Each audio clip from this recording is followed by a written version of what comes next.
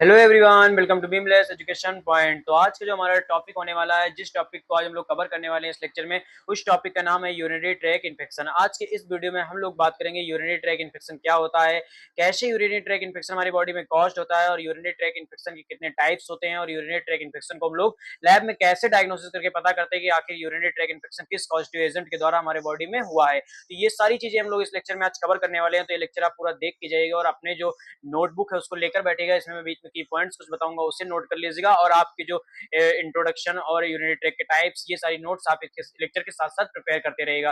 तो सबसे पहले हम लोग बात करते हैं इंट्रोडक्शन के बारे में कि आखिर यूरिनरी ट्रैक इन्फेक्शन होता क्या है। तो इसमें मैंने 4 पॉइंट ऐड किए जिससे आपको जो आपका यूरिनरी ट्रैक इन्फेक्शन है इसका इंट्रोडक्शन अच्छे से समझ में आ जाएगा। आखिर यूरिनरी ट्रैक इन्फेक्शन क्यों होता है, और यूरिनरी ट्रैक इन्फेक्शन अगर हो जाता है तो उसको कैसे हम लोग डायग्नोसिस करते हैं, ये सारी चीजें आप लोग इस पूरा लेक्चर को देखेंगे तो आपको समझ में आ जाएगा। इन 4 पॉइंट से आपको इंट्रो अच्छे से क्लियर हो जाएगा कि यूरिनरी ट्रैक इन्फेक्शन आखिर होता क्या है। तो सबसे पहले हम लोग बात करते हैं इंट्रोडक्शन के बारे में। तो इंट्रोडक्शन में जो पहला पॉइंट लिखा है आपका, वो ये लिखा है कि urinary tract infection is a microbial infection that affect one और मोर पार्ट्स ऑफ यूरिनरी सिस्टम। इस पॉइंट का कहने का मतलब ये है कि जो हमारा यूरिनरी ट्रैक इन्फेक्शन है वो कैसा इन्फेक्शन है, माइक्रोबियल इन्फेक्शन है। माइक्रोबियल इन्फेक्शन से आपको पता चल रहा होगा कि माइक्रोबियल इन्फेक्शन बोले तो ऐसा इन्फेक्शन जो किसी माइक्रो ऑर्गेनिज्म के द्वारा कॉज्ड होता है, तो उसे हम लोग क्या कहते हैं, माइक्रोबियल इन्फेक्शन कहते हैं। अब यूटीआई क्या है, तो यूटीआई में क्या होता है कि आपके जो माइक्रो ऑर्गेनिज्म है वो आपके क्या करते हैं, यूरिनरी सिस्टम पर अटैक करते हैं, और यूरिनरी सिस्टम के जो पार्ट्स होते हैं उनको क्या करते हैं, इफेक्ट करते हैं। अब इफेक्ट वो कैसे करेंगे, वन पार्ट को इफेक्ट कर सकते हैं या वन से अधिक जो आपके पार्ट्स हैं उनको इफेक्ट कर सकते हैं, किसके, यूरिनरी सिस्टम के। तो उसको हम लोग क्या कहते हैं, यूरिनरी ट्रैक इन्फेक्शन कहते हैं। सिंपल वर्ड में आप समझिए कि यूरिनरी ट्रैक इन्फेक्शन एक ऐसा इन्फेक्शन होता है जो हमारे किसी माइक्रो ऑर्गेनिज्म के द्वारा कॉज्ड होता है।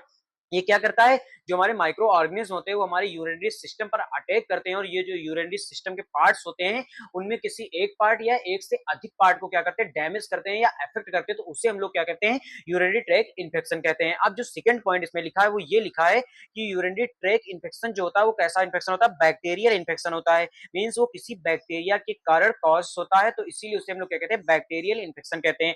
अब ये आपके ऑल एज ऑफ पीपुल्स को अफेक्ट कर सकता है, चाहे वो चाइल्ड हो, चाहे वो फीमेल हो, चाहे मेल हो, चाहे वो उसकी एज 50 ईयर्स हो या 60 ईयर हो, जैसी भी, मतलब all age of people who we the effect of urinary tract infection. मतलब ऑल जितने भी एज के आपके पीपल्स हैं उनको ये यूरिनरी ट्रैक इन्फेक्शन इफेक्ट कर सकता है। पर क्या होता है, स्पेशली ये फीमेल को इफेक्ट करता है। क्यों? क्योंकि इसमें क्या होती है, शॉर्टर यूरेथ्रा होती है। अभी जो इसमें टर्म यूज किया मैंने, शॉर्टर यूरेथ्रा, शॉर्टर यूरेथ्रा का मतलब होता है कि जो यूरिन पास करने की जो नली होती है वो महिलाओं में क्या होती है, फीमेल्स होती है, इनमें क्या होती है, छोटी होती है, जिससे कि जो हमारा यूरिन पास आउट जो होता है वो क्या होता है, एक लंबे समय बाद होता है यूरिन पास आउट। अब जो आपकी फीमेल्स होती हैं उसमें अगर हम लोग बात करें तो जो यूरिन ये जो शॉर्टर यूरेथ्रा की बात की गई, तो जो यूरेथ्रा होता है वो कितना होता है आपका, 3 to 4 सेंटीमीटर। बट क्या होता है, मेल्स जो होते हैं उनमें यूरेथ्रा की लंबाई जो होती है वो कितनी होती है, 18 to 20 सेंटीमीटर। तो उनमें लॉन्ग होती है और इनमें क्या होती है, शॉर्ट होती है। अब जब शॉर्ट होती है तो जो बैक्टीरिया होती है उसकी ये चांसेस होते हैं कि उसका जो पहुंचने का रास्ता है ब्लेडर तक, वो क्या है, छोटा हो जाता है। तो वो जल्दी हमारे ब्लेडर में पहुंचते हैं और हमारे जो ब्लेडर को इफेक्ट करते हैं और यूरिनरी ट्रैक इन्फेक्शन कॉज करते हैं। क्योंकि क्या है, उसकी जो यूरिन पास आउट होने की जो नली है वो क्या है, छोटी है, जिससे कि क्या होता है कि बैक्टीरिया जो होते हैं उनको ट्रेवलिंग जो है वो जल्दी हो जाती है, और वो जल्दी से हमारे ब्लेडर में पहुंच जाते हैं, जिसके कारण ब्लेडर में वो इन्फेक्शन कॉज करते हैं। तो इसीलिए कहा गया कि specially female due to their shorter urethra.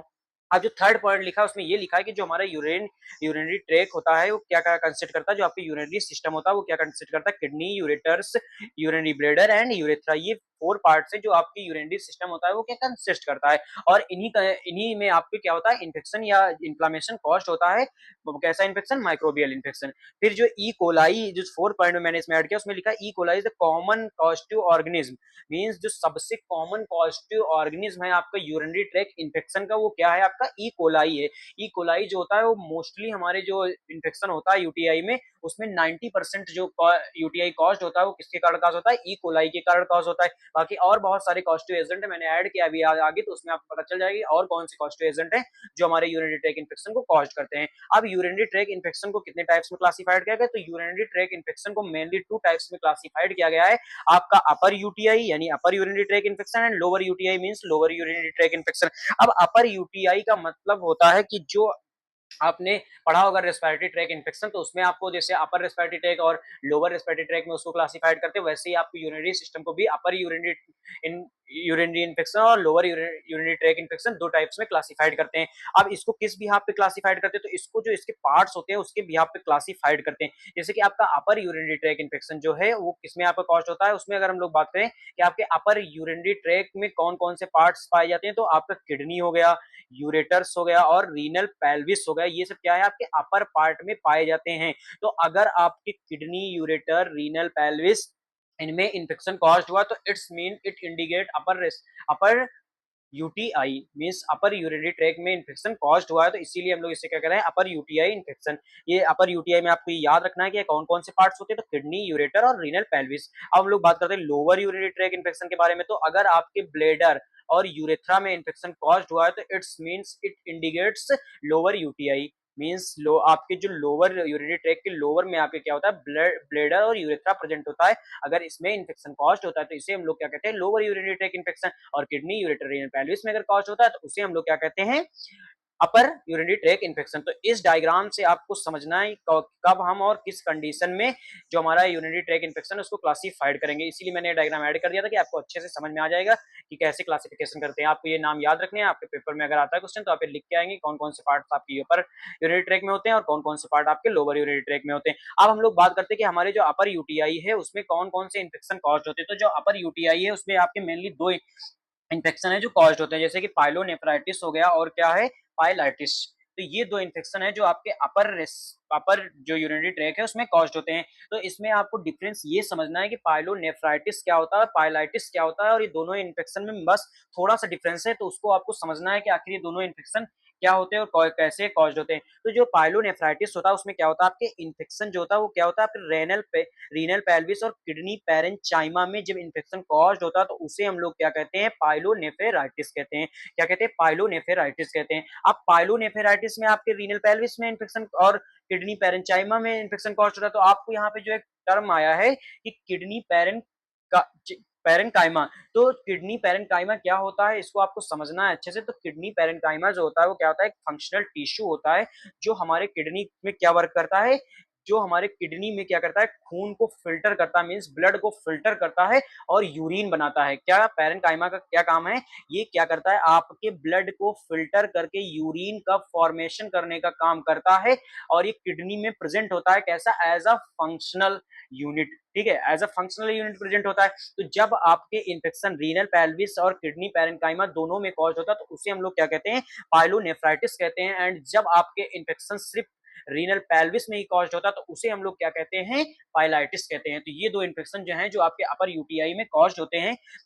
फिर हम लोग बात करते हैं आपके जो लोअर यूटीआई है। तो लोअर यूटीआई में जो मेनली इन्फेक्शन कॉज्ड होते हैं वो आपका है सिस्टाइटिस हो गया और आर्थराइटिस हो गया, प्रोस्टाइटिस हो गया और सिस्टो आर्थराइटिस। ये चार इन्फेक्शन है जो आपके लोअर रेस्पिरेटरी ट्रैक में कॉज्ड होते हैं, मींस कि आपके ब्लेडर और यूरेथ्रा में कॉज्ड होते हैं। तो इसको समझने के लिए इसमें जो आपका सिस्टाइटिस लिखा है, सिस्टाइटिस अगर इसको हम लोग डिफरेंशिएट करके पढ़े तो सिस्ट का मतलब होता है, आपका जो सिस्ट का मतलब है कि ब्लेडर, सिस्ट का मतलब क्या है, ब्लेडर। और आर्टिस का मतलब होता है कि इन्फेक्शन या इन्फ्लामेशन, मींस कि जब आपके यूरिनरी ब्लेडर में कोई इन्फेक्शन या इन्फ्लामेशन हो जाता है तो उसको हम लोग क्या कहते हैं, सिस्टाइटिस कहते हैं। सिस्टाइटिस बोले तो ब्लेडर में आपकी इन्फ्लामेशन हो जाता है, ब्लेडर मींस कि ब्लेडर में आपकी सूजन हो जाती है जिसके कारण आपको क्या होता है, सिस्टाइटिस डिजीज जो है या सिस्टाइटिस इन्फेक्शन जो है वो कॉज्ड होता है।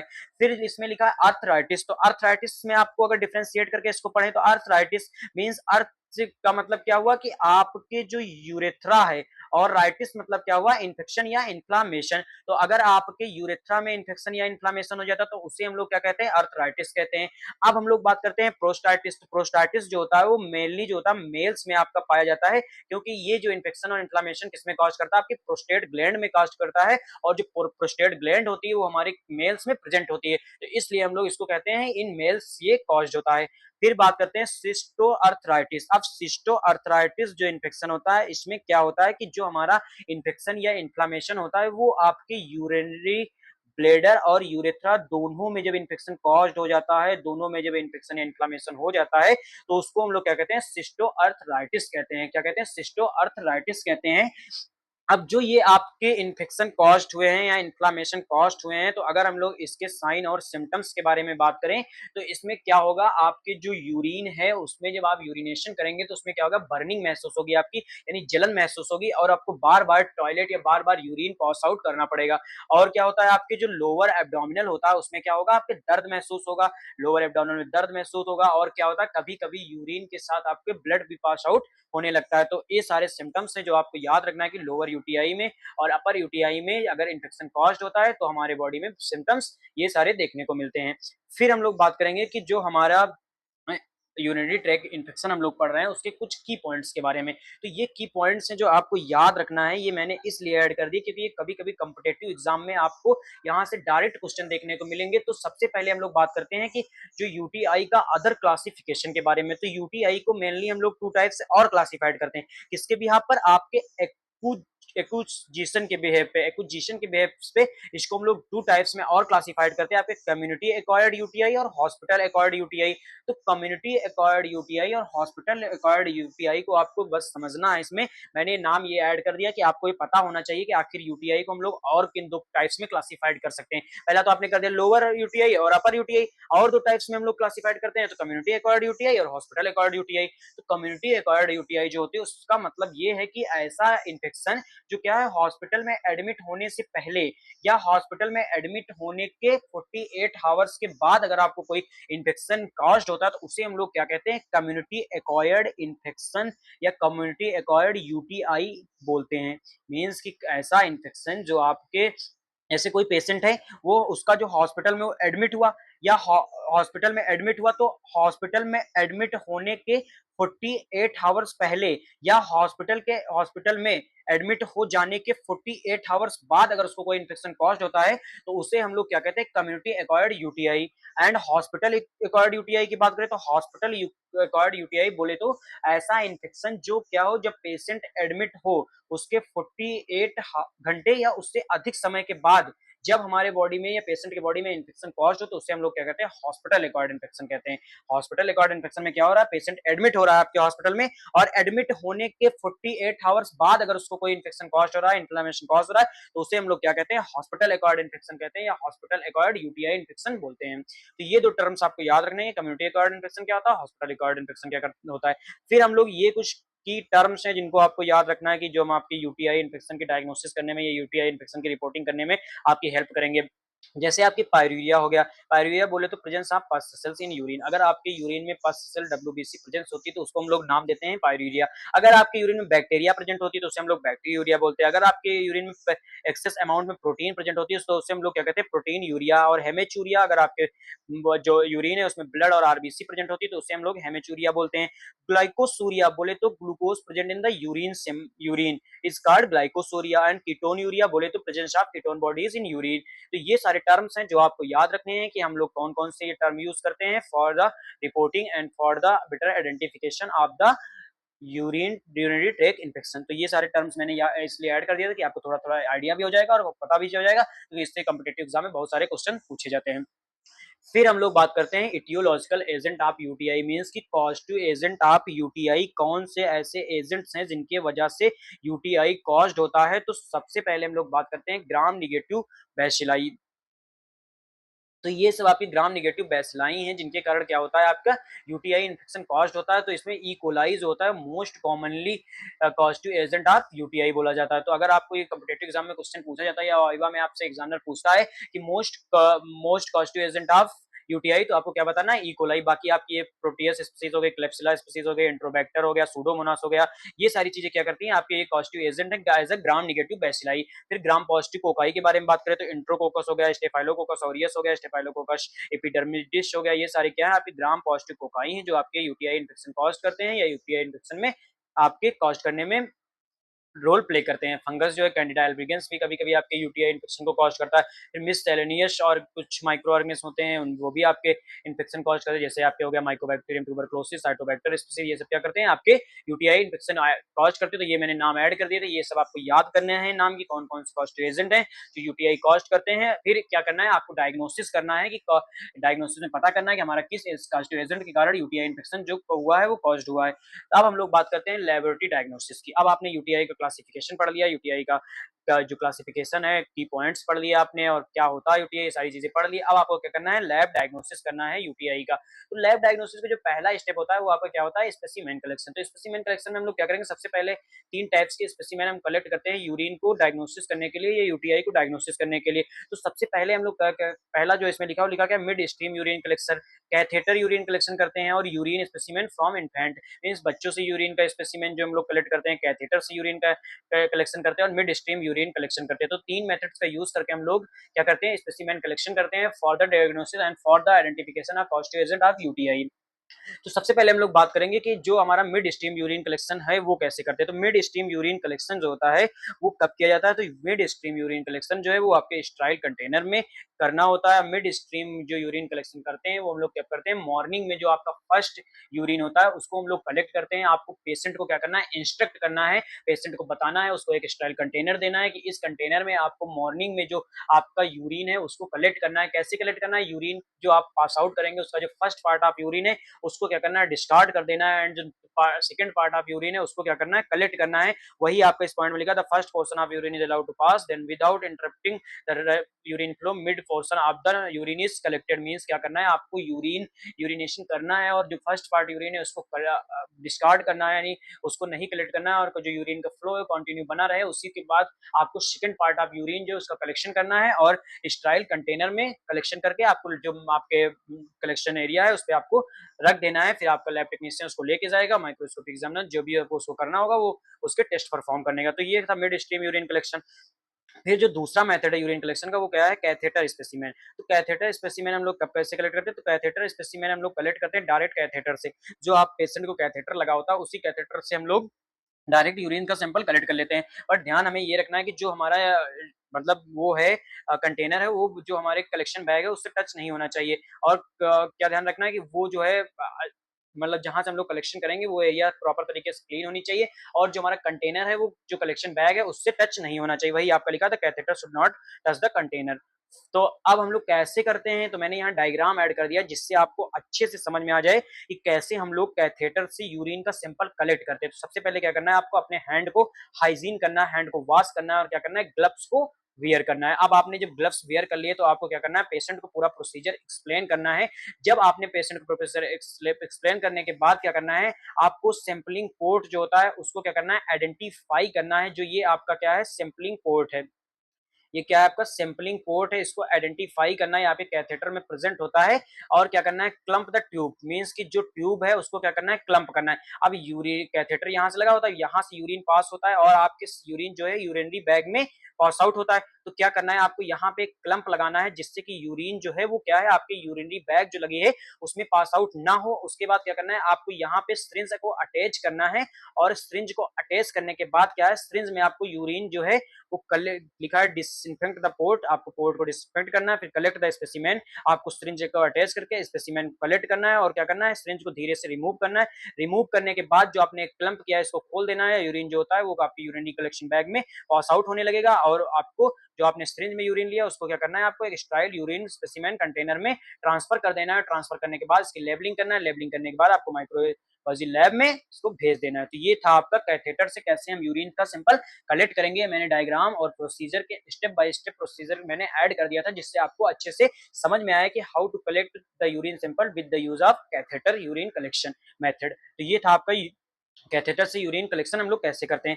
फिर हम लोग बात करते हैं यूरिन स्पेसिमेन फ्रॉम इन्फेंट्स। अब आपको बच्चे का अगर यूरिन सैंपल कलेक्ट करना है तो वो कैसे करेंगे, तो उसमें आपको क्या करना है, जो बच्चे का जेनाइटल एरिया है उसको क्या करना है, स्टाइल करना है या वाटर से वॉश करना है, और उसको अलाउ करना है कि वो ड्राई हो जाए। जब वो ड्राई हो जाएगा तो आपको क्या करना है, पेडियाट्रिक यूरिन कलेक्शन बैग जो होती है उसको क्या करना है, आपको उसकी जेनाइटल एरिया से क्या करना है, अटैच करना है, और क्या करना है, wait until the infant passes urine into the collection bag. और वेट करना है कि आपका जो मतलब जिस बच्चे से आप यूरिन सैंपल कलेक्ट कर रहे हैं वो जब यूरिन पास आउट कर दे आपके कलेक्शन बैग में, तो क्या करना है, धीरे से केयरफुली आपको यूरिन बैग को रिमूव करना है, और स्पेसिमेन को जो है वो स्टेराइल यूरिन कंटेनर में ट्रांसफर करना है। ट्रांसफर करने के बाद उसकी लेबलिंग करना है, और उसको 1 से 2 आवर्स में, अगर आपको डिले है तो 1 से 2 आवर में रेफ्रिजरेट कर देंगे, अदरवाइज आप इमीडिएटली क्या करेंगे, लेबोरेटरी में उसे ट्रांसपोर्ट कर देंगे जिससे कि जो आगे के टेस्ट है वो परफॉर्म किए जा सकते हैं। तो ये था यूरिन स्पेसिमेन फ्रॉम इन्फेंट्स, कैसे हम लोग यूरिन का कलेक्शन करते हैं किसी इन्फेंट या किसी बच्चे से। तो ये 3 मेथड आपको आई होप समझ में आ गए होंगे कैसे हम लोग यूरिन का कलेक्शन करते हैं। आपने यूरिन का कलेक्शन कर लिया, अब उसको क्या करना है, आपको ट्रांसपोर्ट करना है। तो आपके यूरिन के ट्रांसपोर्ट करने के लिए आप क्या करेंगे, ये लिखा है specimen after collection should reach the laboratory with minimum delay. Means क्या कहता है, मिनिमम डिले के अंदर आपको क्या करना है, स्पेसिमेन को लैब में भेजना है। If this is not possible is to refrigerate at 4 degree Celsius for store by adding boric acid 1 to 8%। Means क्या करना है, अगर आपका स्पेसिमेन इमीडिएटली आप ट्रांसपोर्ट कर रहे हैं तो आपको इमीडिएटली ट्रांसपोर्ट कर देना लैब में। अगर आपको कोई मतलब पॉसिबल नहीं है कि इमीडिएटली आप ट्रांसपोर्ट करें तो उसको क्या करना है आपको, या फिर आप रेफ्रिजरेट कर सकते हैं 4 डिग्री सेल्सियस पर with the adding of boric acid 1 to 8%। 1 से 8% बोरिक एसिड ऐड करके आप उसको क्या करते हैं 4 डिग्री सेल्सियस पर स्टोर करके रख सकते हैं। तो ये था आपका ट्रांसपोर्ट कैसे करेंगे। फिर हम लोग बात करते हैं कि लेबोरेटरी टेस्ट। अब आपका यूरिन का सैंपल जो है वो लैब में पहुंच गया है, अब आपको क्या करना है, लेबोरेटरी टेस्ट परफॉर्म करना है यूरिन सैंपल का। तो लेबोरेटरी टेस्ट में सबसे पहले अगर हम लोग बात करें तो हम लोग क्या करते हैं, अगर क्लिनिकल की बात करें तो हम लोग लेबोरेटरी टेस्ट में उसका क्या करते हैं, आपका क्लिनिकल परफॉर्म करते हैं, जिसमें हम लोग एग्जामिनेशन करते हैं यूरिन का, फिजिकल एग्जामिनेशन और केमिकल एग्जामिनेशन, और उसके बाद हम लोग आगे के प्रोसीजर्स फॉलो करते हैं। तो आपको क्या करना है, अगर आपको डायरेक्ट माइक्रोस्कोपी करना है यूरिन सैंपल का तो उसके लिए आपको क्या करना होगा, वेट माउंट प्रिपेयर करना होगा। वेट माउंट कैसे प्रिपेयर करेंगे, तो आपको यूरिन का सैंपल जो है वो लेना है। ये मैंने डायग्राम ऐड कर दिया, जिससे समझ में आ जाएगा कि हाउ टू में प्रिपेयर वेट माउंट। तो वेट माउंट में क्या करना है, आपको यूरिन का सैंपल लेना है और मिक्स करना है यूरिन को सैंपल को और क्या करना है ये आपका जो ये सेंट्रीफ्यूज वाला है, ये आपको कभी कभी मतलब यूज करना पड़ता है और कभी कभी आप नहीं भी यूज कर सकते हैं। डायरेक्ट इसी से मिक्स करके इसको और इसी से आप बना सकते हैं। बट अगर आप सेंट्रीफ्यूज करके बनाते हैं तो आपका जो रिजल्ट है वो और अच्छा आता है। तो क्या करते हैं, हम लोग मिक्स करते हैं, मिक्स करने के बाद इस यूरिन सैंपल को हम लोग क्या करते हैं, सेंट्रीफ्यूज करते हैं। सेंट्रीफ्यूज करने के बाद हम लोग क्या करते हैं, जो हमारा सेडिमेंट होता है उसका यूज करते हैं, किसका, जो आपका यूरिन का और जो पार्ट है उसको हम लोग क्या करते हैं, डिस्कार्ड कर देते हैं, और जो स्मॉल अमाउंट में यूरिन होता है जो नीचे आपका बचता है सेडिमेंट, उसका यूज करते हैं। और उसको क्या करते हैं, हम लोग एक स्लाइड लेते हैं, क्लीन ग्लास स्लाइड लेते हैं और उस पर 1 ड्रॉप सेडिमेंट को क्या करते हैं, प्लेस करते हैं। उसके बाद उस सेडिमेंट पे हम लोग क्या करते हैं, कवर स्लिप प्लेस करते हैं, और कवर स्लिप प्लेस करने के बाद हम लोग क्या करते हैं, माइक्रोस्कोपी में एग्जामिनेशन करते हैं। यही था आपका वेट माउंट प्रिपेयर। कैसे वेट माउंट प्रिपेयर करेंगे, क्या करना है, आपको यूरिन सैंपल लेना है, उसको मिक्स करना है, या फिर क्या करना है, आपको सेंट्रीफ्यूज करना है। उसके बाद आपको डिस्कार्ड करना है आपका जो पार्ट ऑफ यूरिन, जो ऊपर के पार्ट का यूरिन होता है ट्यूब में, उसको डिस्कार्ड करना है, और जो नीचे का सेडिमेंट होता है उसको लेना है और उसको एक ग्लास स्लाइड पे प्लेस करना है 1 ड्रॉप, और उसके ऊपर कवर स्लिप रख देना है, जिससे आपका वेट माउंट तैयार हो जाएगा। फिर इसको माइक्रोस्कोप में एग्जामिन करना है। तो आप माइक्रोस्कोप में क्या क्या देखेंगे, तो माइक्रोस्कोपिक हम लोग करते हैं आरबीसी को देखने के लिए, डब्ल्यूबीसी को देखने के लिए, बैक्टीरिया को देखने के लिए, ईस्ट सेल को देखने के लिए, कास्ट प्रेजेंट है कि नहीं प्रेजेंट है, क्रिस्टल्स प्रेजेंट है कि नहीं प्रेजेंट है, इपिथेलियल सेल्स प्रेजेंट है कि नहीं प्रेजेंट है, पैरासाइट्स है प्रेजेंट है कि नहीं है। तो ये सारी चीजों के डिटेक्शन के लिए हम लोग क्या करते हैं, माइक्रोस्कोपी एग्जामिनेशन करते हैं। और कैसे करते हैं, यूरिन का वेट माउंट प्रिपेयर करके। अगर आपकी आरबीसी प्रेजेंट है मींस की ब्लीडिंग इन यूरिनरी ट्रैक, आपके यूरिनरी ट्रैक में ब्लीडिंग हो रही है। पस सेल्स प्रेजेंट है मींस की यूरिनरी ट्रैक इन्फेक्शन आपको हुआ है। बैक्टीरियल इन्फेक्शन अगर हुआ है तो बैक्टीरिया प्रेजेंट होंगी। फंगल इन्फेक्शन हुआ होगा तो आपकी ईस्ट सेल्स प्रेजेंट होंगी। अगर आपको कोई किडनी डिजीज होगी तो आपके उसमें कास्ट प्रेजेंट होंगे। अगर आपके क्रिस्टल्स होंगे यानी किडनी स्टोन और मेटाबॉलिक डिसऑर्डर्स, तो आपका क्या होगा, क्रिस्टल्स दिखाई देंगे। बहुत सारे क्रिस्टल्स होते हैं, जैसे पोटेशियम हो गया, सोडियम हो गया, ये सारे क्रिस्टल्स आपको क्या होंगे, दिखाई देंगे उसमें। अब इपिथेलियल से अगर सेल दिखाई देती है मींस की कंटामिनेशन, और यूरिनरी ट्रैक लाइनिंग सेल्स, जो आपकी यूरिनरी ट्रैक की लाइनिंग सेल्स होंगी उनमें कंटामिनेशन देखने को मिलेगा। अगर आपकी पैरासाइट्स प्रेजेंट है तो इट्स इंडिकेट्स पैरासाइटिक इन्फेक्शन। तो ये सारी इंडिकेशन और इन सारी चीजों का डिटेक्शन करने के लिए हम लोग माइक्रोस्कोपिक एग्जामिनेशन आप यूरिन करते हैं। कैसे करते हैं, वेट माउंट प्रिपेयर करके। तो ये आपका था फर्स्ट कि लेबोरेटरी टेस्ट में हम लोग क्या क्या करते हैं। सेकंड नंबर पे हम लोग क्या करते हैं, कल्चर। तो कल्चर जो होता है वो मोस्ट कॉमनली हम लोग यूज करते हैं यूरिन कल्चर करने के लिए, क्लेड अगार का। किसका यूज करते हैं, क्लेड अगार का, जिसका फुल फॉर्म होता है आपका सिस्टीन लैक्टोज इलेक्ट्रोलाइट डिफिशिएंट। इस जो अगार का यूज हम लोग मोस्ट कॉमनली करते हैं, किसके लिए, यूरिन कल्चर के लिए। अब यूरिन जो सैंपल है वो कैसा होना चाहिए, आपका अनसेंट्रीफ्यूज यूरिन है।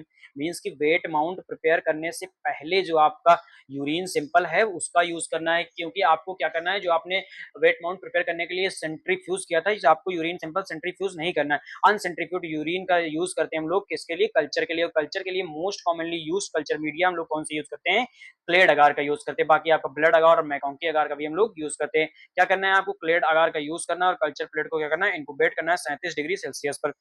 आपको कैसे करना है, आप क्या करेंगे, ये आपका यूरिन सैंपल है, आप यूरिन सैंपल लेंगे, ये तो हम लोग कैसे कल्चरिंग करेंगे, तो उसके लिए आप क्या-क्या करेंगे, आपको क्या करना है, यूरिन सैंपल लेना है और ये आपका क्या है, बंशन बर्नर है, बंशन बर्नर, और ये क्या है आपके इनोकुलेटिंग लूप। अब क्या करना है आपको, इनोकुलेटिंग लूप को क्या करना है, बंशन बर्नर में आपको क्या करना है, स्टाइल करना है। स्टाइल करने के बाद आपको क्या करना है, जो आपके यूरिन सैंपल है उसमें क्या करना है, डिप करना है। अब आप इस जो आपके इनोकुलेटिंग लूप है उसको इसमें डिप करेंगे यूरिन सैंपल में। फिर आपको जो ये आपकी कल्चर प्लेट है, ये क्या है आपकी कल्चर प्लेट, मीन्स प्लेट अगार जो है इसमें क्या करना है, आपको स्ट्रीकिंग करना है। देन स्टिकिंग करने के बाद इसको क्या करना है, आपको जो आपका इंक्यूबेटर है, क्या है आपका इंक्यूबेटर में आपको इसको रख देना है। कितने डिग्री सेल्सियस पर, 37 डिग्री सेल्सियस पर फॉर 24 आवर्स। अब 24 आवर्स के बाद क्या करना है, आपको इसको निकालना है और इसमें जो आपकी कॉलोनीज जो ग्रोथ हुई है उनको क्या करना है, आइडेंटिफाई करना है। क्या करना है, कॉलोनीज की ग्रोथ को आइडेंटिफाई करना है और gram staining biochemical test perform करके आपको पता करना है कि जो हमारी कल्चर मीडिया है उसमें किस बैक्टीरिया, किस कॉस्टिव एजेंट की जो है वो ग्रोथ हुई है। तो ऐसे हम लोग करते हैं कल्चरिंग किसका, यूरिन सैंपल का। क्या करना है आपको, क्लेड अगार आपको मोस्ट कॉमनली यूज करना है किसके लिए, कल्चर करने के लिए, यूरिन कल्चर करने के लिए। और कैसा यूरिन आपको लेना, अनसेंट्रीफ्यूज यूरिन लेना है। और क्या करना है आपको, कल्चर प्लेट को जो इनो कल्चर प्लेट है उसको क्या करना है, इंक्यूबेशन देना है 37 डिग्री सेल्सियस पर 24 आवर्स के लिए। उसके बाद जब 24 आवर्स के बाद क्या करना है, आपको कल्चर मीडिया को बाहर निकालना है और उसकी जो bacterial isolate culture media identify by colonies morphology gram stain biochemical test. फिर आपको क्या करना है, उसकी कॉलोनी मॉर्फोलॉजी और ग्राम स्टेन बायोकेमिकल टेस्ट का यूज करके क्या करना है, आपको ये पता लगाना है कि कौन से कॉस्टिव एजेंट के कारण हमारे जो बैक्टीरियल या फिर जो हमारा इन्फेक्शन कॉस्ट हुआ, यूटीआई इन्फेक्शन, वो किस कारण और कौन सी बैक्टीरिया के कारण कॉस्ट हुआ है। तो इससे आपको ये पता चल जाएगा कि कैसे हम लोग, कैसे मतलब कौन सी बैक्टीरिया और कैसा इन्फेक्शन कॉज्ड हुआ है आपके यूरिनरी ट्रैक सिस्टम में। तो ऐसे हम लोग कल्चर करके पता लगाते हैं। फिर हम लोग बात करते हैं कि जो आपका एएसटी परफॉर्म करते हैं। एएसटी परफॉर्म करने से पहले एक आप मैंने यहाँ नोट पॉइंट ऐड किया है, तो नोट, अब इसमें मैंने ये सारी चीज़ें आपको नहीं बताई कि जो कॉलोनी मॉर्फोलॉजी कैसी होती है, क्योंकि मैंने जो पुराने लेक्चर्स हैं आपके, जो ये रेस्पिरेटरी ट्रैक और यूरिनरी ट्रैक, उसमें जो बैक्टीरिया हैं वो उनकी मैंने कॉलोनी मॉर्फोलॉजी बताई है। तो इसमें आप पढ़ लीजिएगा थोड़ा सा कि कॉलोनी, अगर आपको ज़्यादा मतलब लिखना है, ज़्यादा अच्छे से समझना है चीज़ों को, तो आप इसकी कॉलोनी मॉर्फोलॉजी पढ़ लीजिएगा। ई कोलाई की कैसे कॉलोनी मॉर्फोलॉजी होती है। तो according to colony morphology we are identify which bacteria are present on the UTI या फिर on the urinary tract system.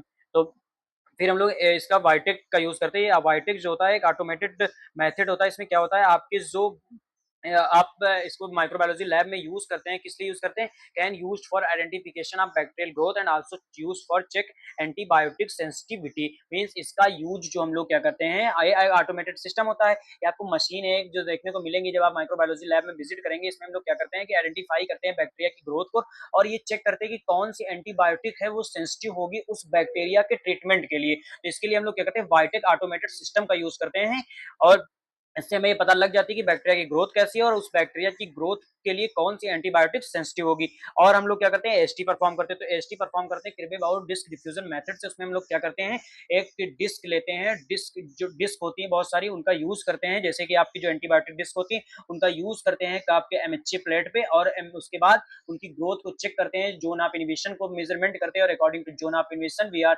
Give the sensitivity and resistant result. Means कौन सी जो एंटीबायोटिक है तो उस बैक्टीरिया के लिए सेंसिटिव होगी, कौन सी एंटीबायोटिक जो उस बैक्टीरिया के लिए आपकी रेसिस्टेंट होगी। इसको आइडेंटिफाई करते हैं और रिजल्ट दे देते हैं कि जो हमारे बैक्टीरियल इन्फेक्शन हुआ है यूटीआई में उसका ट्रीटमेंट के लिए। तो ये सारी आपकी बैक्टीरिया, ये एंटीबायोटिक्स हैं, इनका यूज करते हैं हम लोग एज अ डिस्क आपके एमएचए प्लेट पे लगाने के लिए। नाइट्रोफ्यूरोनेटोइन हो गया, ट्रिमेथोप्रिम हो गया और सल्फमेथोक्साजोल हो गया और आपका सेफेलैक्सिन हो गया, एमोक्सिलिन हो गया, फेस्फोमाइसिन हो गया, सिंगल डोज ऑप्शन होता है इसका। तो ये सारी एंटीबायोटिक्स जिनका यूज करते हैं हम लोग एएसटी लगाने के लिए और इनकी जो है जोन ऑफ इनहिबिशन को चेक करते हैं। According to zone of inhibition we are identify which antibiotics are sensitive and which antibiotics are resistant. तो ये था एएसटी परफॉर्म करके हम लोग जो है उसका ट्रीटमेंट के लिए एंटीबायोटिक्स प्रेफर करते हैं पेशेंट को। तो ऐसे हम लोग यूरिनरी ट्रैक इन्फेक्शन को क्या करते हैं, आपका डायग्नोसिस करते हैं कि कैसे हमारे यूरिनरी ट्रैक इन्फेक्शन कॉज हुआ और अगर कॉज हुआ तो कौन सा